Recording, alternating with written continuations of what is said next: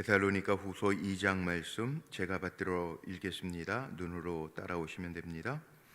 형제들아, 우리가 너희에게 구하는 것은 우리 주 예수 그리스도의 강림하심과 우리가 그 앞에 모임에 관하여 영으로나 또는 말로나 또는 우리에게서 받았다 하는 편지로나 주의 날이 이르렀다고 해서 쉽게 마음이 흔들리거나 두려워하거나 하지 말아야 한다는 것이라.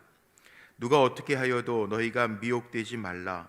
먼저 배교하는 일이 있고 저 불법의 사람 곧 멸망의 아들이 나타나기 전에는 그날이 이르지 아니하리니 그는 대적하는 자라 신이라고 불리는 모든 것과 숭배함을 받는 것에 대항하여 그 위에 자기를 높이고 하나님의 성전에 앉아 자기를 하나님이라고 내세우느니라. 내가 너희와 함께 있을 때에 이 일을 너희에게 말한 것을 기억하지 못하느냐? 너희는 지금 그로 하여금 그의 때에 나타나게 하려 하여 막는 것이 있는 것을 아나니 불법의 비밀이 이미 활동하였으나 지금은 그것을 막는 자가 있어 그 중에서 옮겨질 때까지 하리라. 그때 불법한 자가 나타나리니 주 예수께서 그 입의 기운으로 그를 죽이시고 강림하여 나타나심으로 패하시리라. 악한 자의 나타남은 사탄의 활동을 따라 모든 능력과 표적과 거짓 기적과 불의의 모든 속임으로 멸망하는 자들에게 있으리니 이는 그들이 진리의 사랑을 받지 아니하여 구원함을 받지 못함이라. 이러므로 하나님이 미혹의 역사를 그들에게 보내사 거짓 것을 믿게 하심은 진리를 믿지 않고 불의를 좋아하는 모든 자들로 하여금 심판을 받게 하려 하심이라. 주께서 사랑하시는 형제들아, 우리가 항상 너희에 관하여 마땅히 하나님께 감사할 것은 하나님이 처음부터 너희를 택하사 성령의 거룩하게 하심과 진리를 믿음으로 구원을 받게 하심이니 이를 위하여 우리의 복음으로 너희를 부르사 우리 주 예수 그리스도의 영광을 얻게 하려 하심이니라.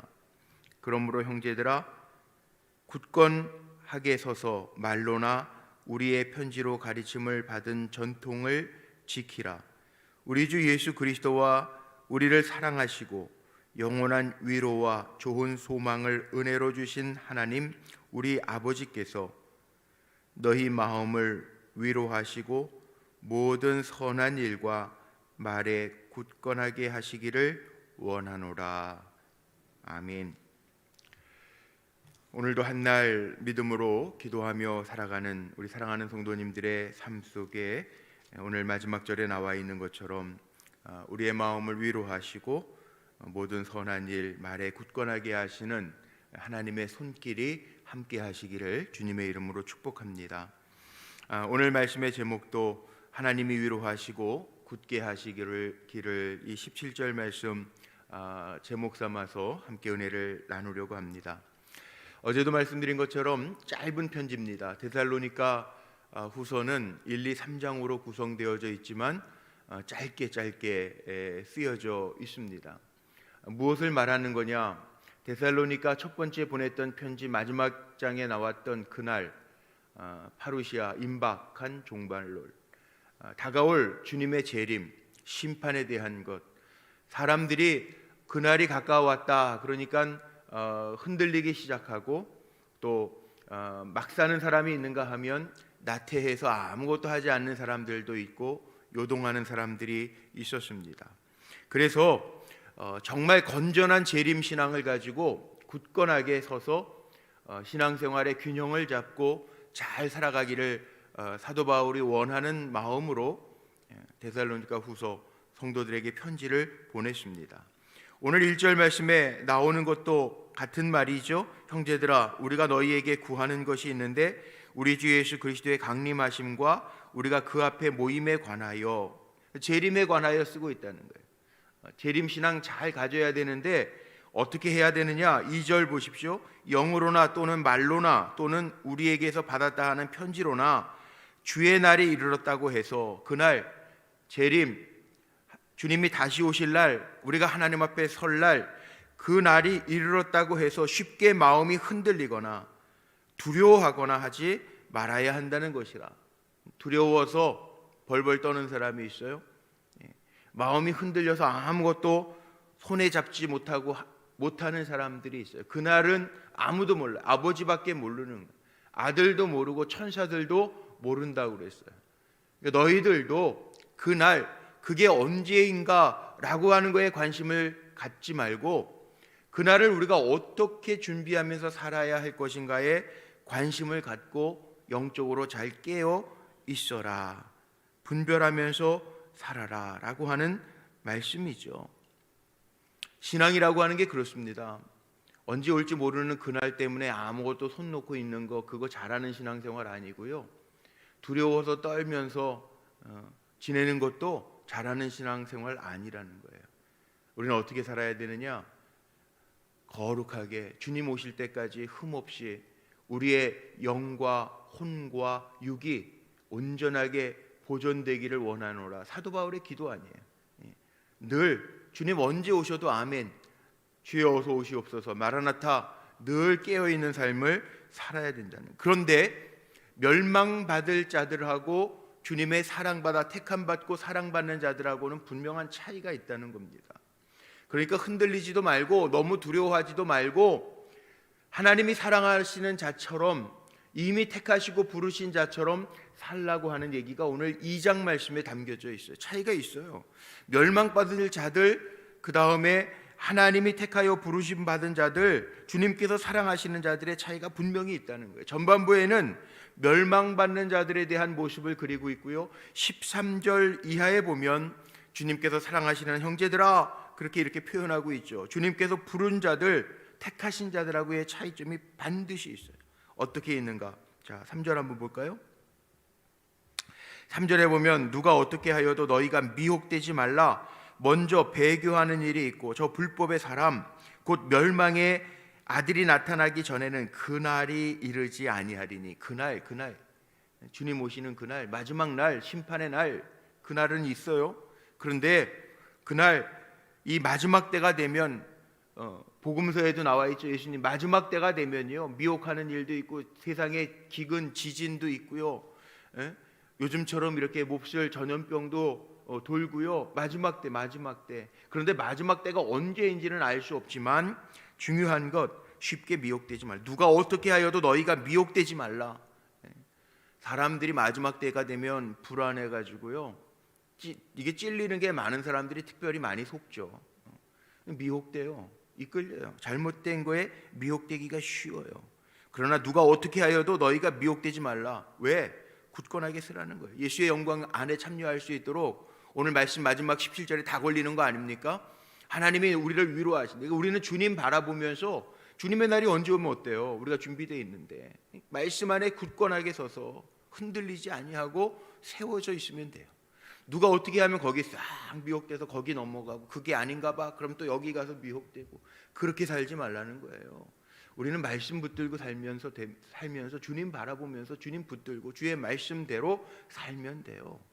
불법을 행하는 사람들이 있어요. 여기 3절에 나오잖아요. 먼저 배교하는 일이 있고 불법의 사람, 멸망의 아들들이 나타나기 전에는 그날이 이르지 아니하리니. 불법의 사람도 있어요.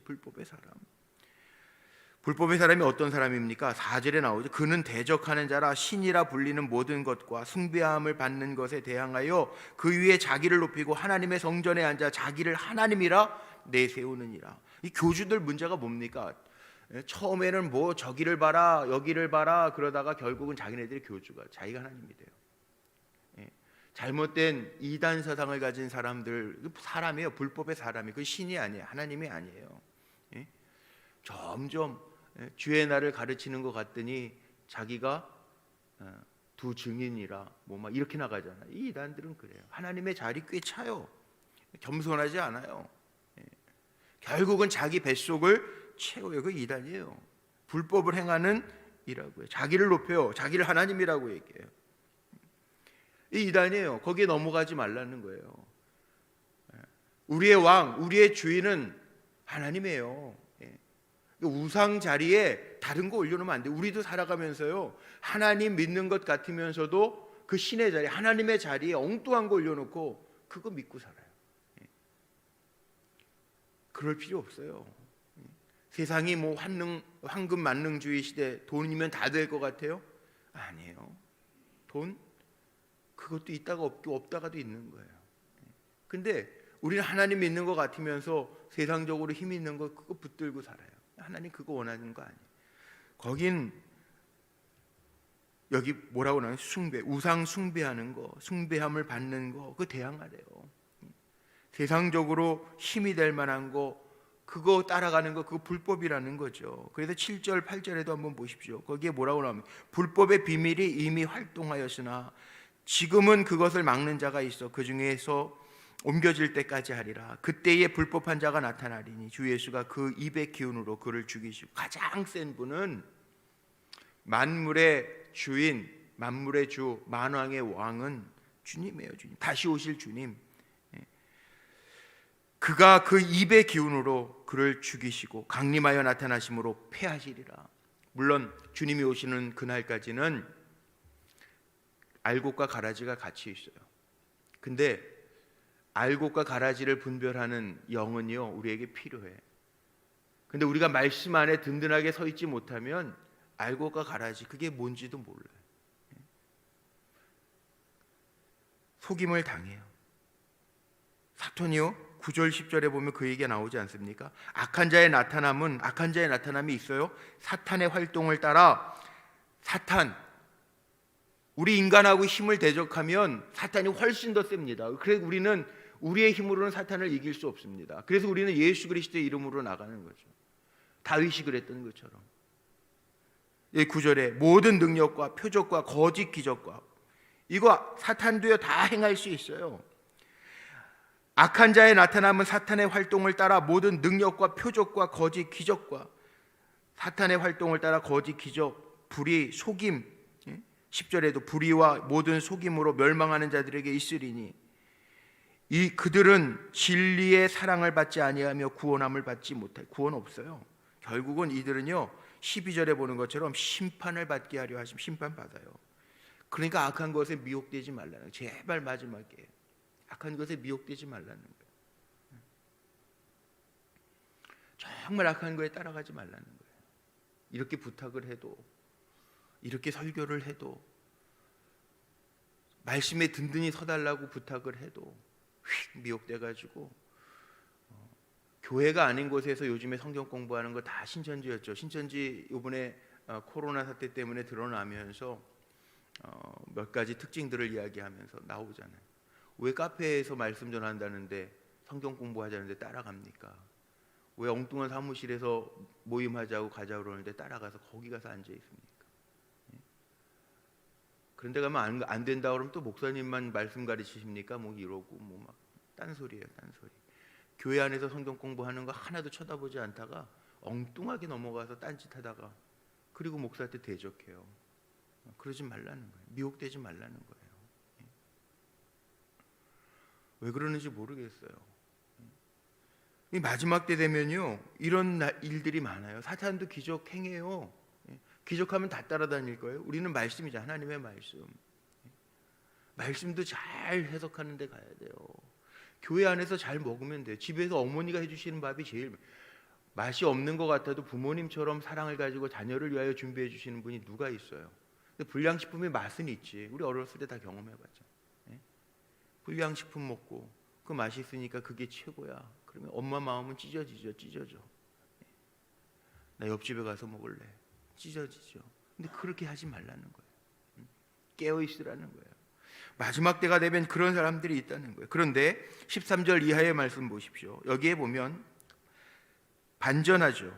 멸망받는 자들하고 택하여 부르심을 받은 자들, 여기에는 이렇게 표현되어 있습니다. 주께서 사랑하시는 형제들아. 주님이 사랑하는 자들은 달라요. 어떻게 다르냐? 자, 첫 번째는요, 너희를 택하사, 여기 13절에 보니까 중반절에 너희를 택하사 성령의 거룩하게 하심과 진리를 믿음으로 구원받게 하심이니. 우리 택함 받은 종들이야. 택함 받은 종들. 이거 감사해야 돼, 하나님 앞에. 그래서 13절 얘기하면서 사랑하시는, 주께서 사랑하시는 형제들아, 우리가 감사해야 될 게 있어요. 뭘 감사해야 되느냐? 주님이 먼저 택해 줘요. 우리가 잘나서 택함 받은 건 아니야. 우리가 무슨 뛰어난 능력이 있거나 아니면 주님이 사랑하실 만한 뭐 어떤 특별한 공로가 있거나 그래서 사랑받는 거 아니에요. 주님이 은혜로 우리를 택하여 주셔서 성령의 거룩하게 하심, 진리를 믿음으로 구원을 받게 하심이니. 성령의 거룩하게 하심, 진리를 믿음으로 구원받게 하심. 이게 은혜예요, 은혜. 우리가 잘나서가 아니라 뭐 잘난 것도 없는데 믿음의 가정에서 잘 태어나서 잘 양육받고 잘 왔다. 이 은혜죠. 감사해야 될 제목이죠. 주님의 은혜 가운데 좋은 교회 만나서 믿음 안에서 사랑의 교제를 나누면서 신앙생활하는 거 은혜죠, 은혜. 이거에 대해서 감사하고 우리는 그 말씀을 먹으면서 거룩하게 성장하면 돼요. 성장하면. 거룩하게 하시기 위해서 우리를 부르셨다고요. 구별되게 살아가라고 우리를 부르셨다고요. 진리를 믿어서 주님의 말씀, 복음을 통해서 구원받게 하시려고 우리를 건져내셨다고요. 그래서 14절에 뭐라고 나왔습니까? 이를 위하여 복음으로 너희를 부르셨대요. 우리를 택하신 것뿐만 아니라 복음으로 우리를 부르셨다는 거예요. 왜? 이 다음에 주님 다시 오실 때 주님의 영광을 얻게 하려 하시기 위해서 14절 마지막에 나와 있는 것처럼 주님의 영광을, 그 얼마나 큰 영광입니까? 주님과 함께 주님의 영광을 얻게 하시려고 잘난 것 없는 우리지만 은혜로 우리를 택하시고 불러주셔서 살게 하셨다는, 이게 큰 은혜죠. 그러면서 바울이 뭐라고 이야기합니까? 15절, 그러므로 형제들아 굳건하게 서서 말로나 우리의 편지로 가르침을 받은 전통을 지켜라. 이단이 뭡니까? 비슷한데요, 달을 이자에 끝 단자를 써요. 끝이 달라요. 우리는 정통교회, 정통신학, 왜 신학의 기반 위에, 말씀의 기반 위에 우리가 세워져야 되느냐? 그게 굳건하게 쓰는 거예요. 뿌리가 든든해야 쉬 흔들리지 않아요. 정통신학, 이단은요 처음에는 성경을 가지고 이야기하는 것 같아. 근데 끝에 가면 하나님이 아니야. 자기가 하나님이에요. 비스무리해요. 이단이, 왜 기독교에서 이단이 자꾸 나오냐면 비슷해요. 근데 비슷하다고 똑같은 게 아니에요. 비슷해도 가다가 보면 끝이 달라. 이게 이단이에요. 비슷하다고 다 같은 거 아니라는 거예요. 근데 우리는 비슷하면 다 같은 줄 아니에요. 그래서 굳건하게 서라고 바울이 이야기하고 있죠. 성도들을 택하신 그 하나님, 믿음으로 우리를 구원하신 그 주님을 성도들이 잘 바라보고 살라. 그 얘기예요. 전통을 지켜라. 말씀의 전통, 비슷하다고 아무데나 따라가지 말고, 아는 사람이 얘기했다고 따라가지 말고. 신천지의 특징이 뭔지 아세요? 먼저 아는 사람 공격하잖아요. 이 참 그런 부분들이, 물론 이제 돌아오고 신천지 저렇게 하나님의 뜻 중에도 하나겠지만, 뭐 돌아오는 신천지들을 전통교회에서 이제 받을 준비를 하자, 뭐 여러 가지 이야기들을 합니다만, 뭐 쉽게 돌아오지도 않는 골수파들도 있겠죠. 그런데 뭐가 진리인지를 몰라서 멸망당하는 사람들이 있다니까요. 그날, 우린 그날을 준비하는 말씀. 그래서 말씀 공부하는 거예요. 말씀에 굳건하게 서야 되기 때문에. 알아야 굳건하게 설죠. 16절 17절은 어떻게 보면 바울의 기도이기도 해요. 뭐라고 기도하나 보십시오. 신앙을 잘 준비하라는 얘기예요. 자, 16절 17절 눈으로 한번 다시 제가 읽습니다. 우리 주 예수 그리스도와 우리를 사랑하시고 영원한 위로와 좋은 소망을 은혜로 주신 하나님 우리 아버지께서 너희 마음을 위로하시고 모든 선한 일과 말에 굳건하게 하시기를 원하노라. 신앙이 잘 준비된 사람은 쉽게 흔들리지 않습니다. 왜 종말에 대한 이야기 마지막 때 얘기하면 흔들리냐 하면, 내가 지금까지 그렇게 자신 있게 주님 안에서 못 살아왔기 때문에 불안합니다. 그래서 불안합니다. 구원의 확신이 없으니까. 우리는 물론 예수 믿음으로 구원받아요. 그런데 구원이라고 하는 게 뭐냐 하면 구원받은 사람이 막 살지 않습니다. 왜? 주님이 나의 주인이셔. 그리고 주님을 영접했는데 어떻게 막 살아요? 내 안에 주님이 계신데 어떻게 막 살아요? 주님이 기뻐하시지 않는 일을 어떻게 막 해요? 그 구원받은 사람이 하는 일이 아니죠. 그래서 야고보 사도 같은 경우는요, 정말 그 내 안에 계신 주님의 인도하심을 따라 살지 아니하는 거룩한 행위가 없는 믿음은 죽은 믿음이라고 하는 얘기가 그 믿음이에요. 정말 믿음은요, 주님이 나의 주인이시고 나를 주장하시기 때문에 늘 주님을 인식하면서 사는 거예요. 나와 함께 하시는 주님을 인식하면 그게 막 살 수가 없잖아요. 죄의 자리에 막 설 수가 없잖아요. 악한 미혹된 것에 막 따라갈 수가 없잖아요. 세상이 우상이라고 숭배하는 것을 숭배할 수가 없잖아요. 왜? 내 주인은 주님이신데, 내가 믿는 말씀으로 믿는 주님이 계신데, 내 안에서 역사하시는 주님이 계신데 흔들리지 않죠. 그래서 여기 나와 있는 게 그거 아니에요. 환경에 무너지지 말고, 미혹하는 거에 넘어가지 말고 진리를 붙들어라. 여기 17절에 너희 마음을 위로하시고 모든 선한 일과 말에 굳건하게 하시기를 원하노라. 말에 하나님의 말씀에 굳건하게 하시기를 원하노라. 이게 말씀의 말씀, 하나님 주신 말씀, 거기에서 흔들리지 말라는 진리를 붙들어라.